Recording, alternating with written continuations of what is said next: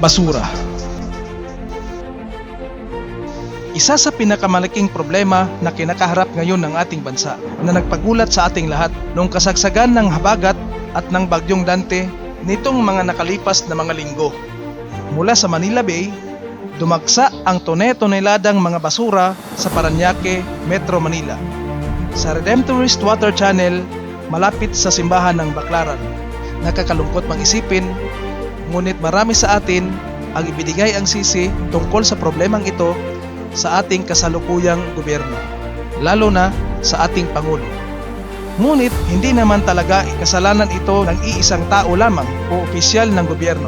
Ang tunay na punot dulo nito ay ang kapabayaan ng mga tao, kawalan ng disiplina sa solid waste management, in short, kanugyutan ng mga taong nakatira sa Metro Manila. Kaya naisip ng ating Pangulong Marcos na bukod sa disiplina sa solid waste management, mas magiging epektibo at long-term na solusyon din sa problema natin sa kakulangan ng kuryente ay ang pagpapatayo ng mga waste-to-energy facilities.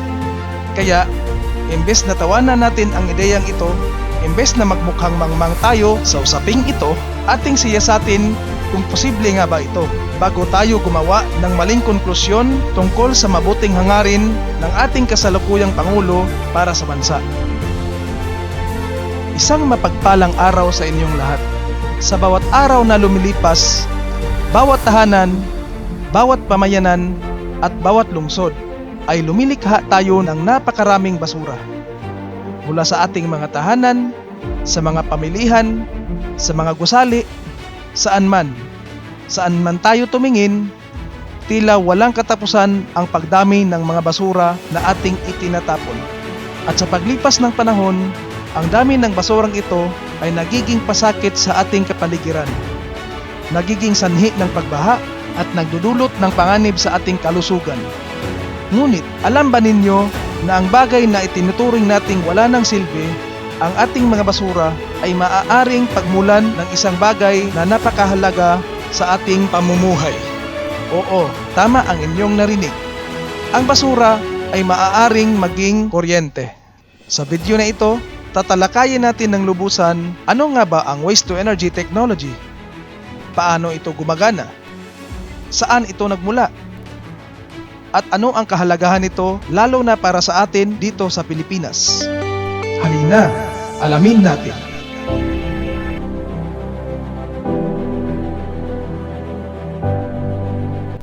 Ano ang waste-to-energy?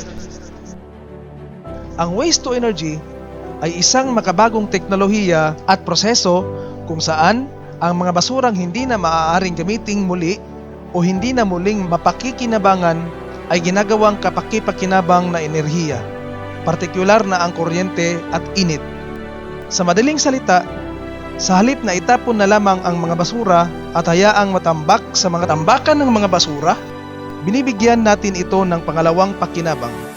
Ito ay hindi lamang simpleng pagsusunog, ito ay maingat na pinag-aralan at napapangasiwa ang proseso na naglalayong bawasan ang dami ng basura habang lumilikha ng enerhiya na magagamit ng sambayanan.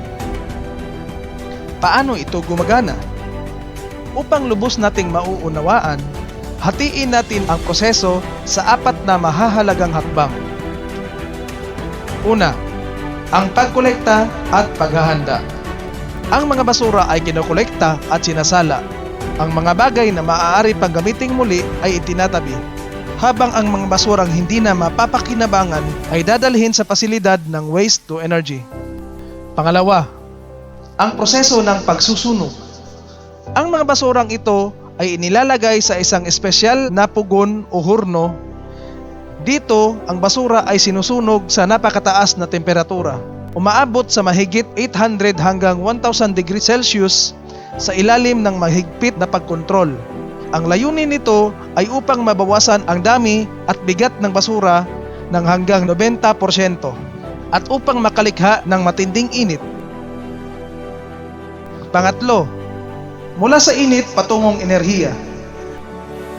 Ang init na nalikha mula sa pagsusunog ay ginagamit upang painitin ang tubig na nakalagay sa mga espesyal na lalagyan.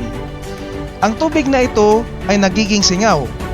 Ang malakas na puwersa ng singaw ang nagpapatakbo ng malaking makina na tinatawag na turbine. At kapag umikot ang turbine, dito na nalilikha ang kuryente.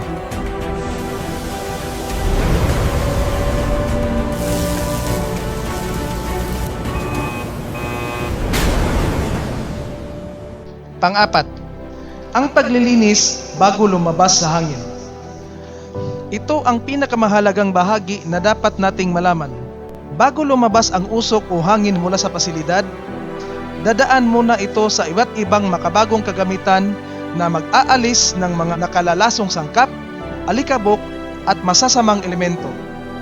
Ang lumalabas na hangin ay nasusuri at sinisiguro na ligtas at hindi nakasasama sa ating kapaligiran.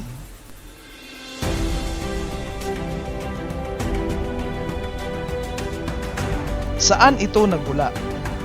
Ang teknolohiyang ito ay hindi bagong imbensyon na kagagawa lamang. Nagsimula ang lahat noong taong 1874 sa bansang Ingles o United Kingdom. Ang unang pasilidad na may layuning bawasan ang basura sa pamamagitan ng kontroladong pagsusunog ay itinayo sa Nottingham na tinatawag na Distractor.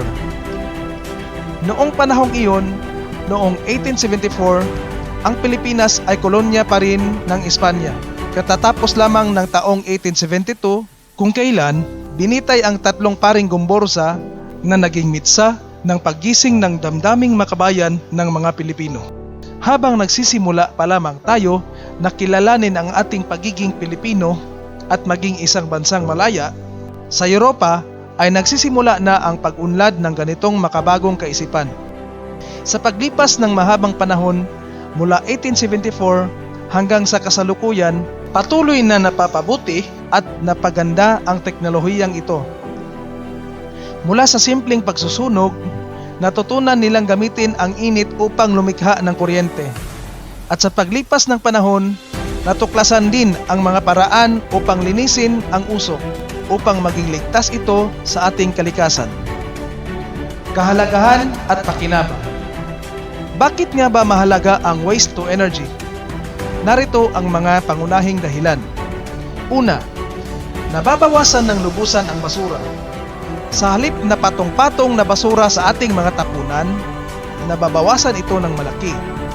Hindi na kailangan ng pagpapalawak ng lupain upang itambak lamang ang ating mga kalat. Pangalawa, nakalilikha tayo ng enerhiya. Ang bagay na akala natin ay pasakit sa atin ay nagiging biyaya, nagiging kuryente, nagagamit sa pagbibigay liwanag at lakas sa ating mga tahanan at pamayanan. Pangatlo, mas ligtas at mas malinis ito sa kalikasan. Kung maayos na pinamamahalaan, mas mababa ang polusyon na nalilikha nito kumpara sa karaniwang pagtatambak o pagsusunog lamang sa labas. At pang-apat, ito ay ang paggalang sa kalikasan. Ipinapakita nito na sa pamamagitan ng kaalaman, talino at wastong pamamahala, maaari nating bawasan ang ating pasakit sa mundo at gawing kapaki-pakinabang ang lahat ng bagay. Kaya mga kaibigan, yan ang kahulugan at kalaliman ng waste to energy. Ito ay patunay na kung paano ang isang bagay na itinuturing nating walang halaga ay maaring maging pinagmulan ng lakas at pag-asa.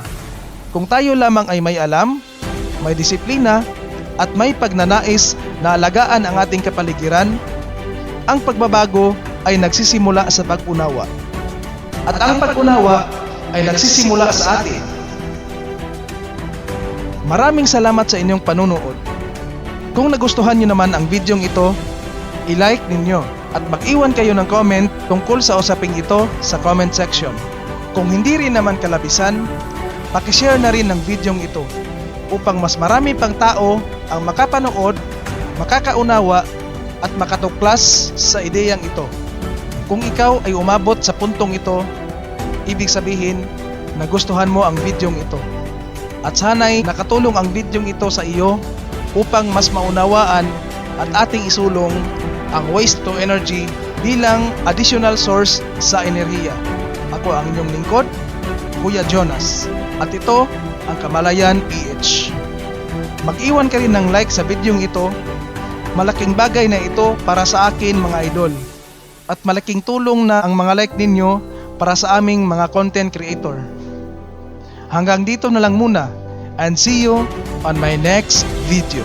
At sa muli, ito ang Kamalayan PH.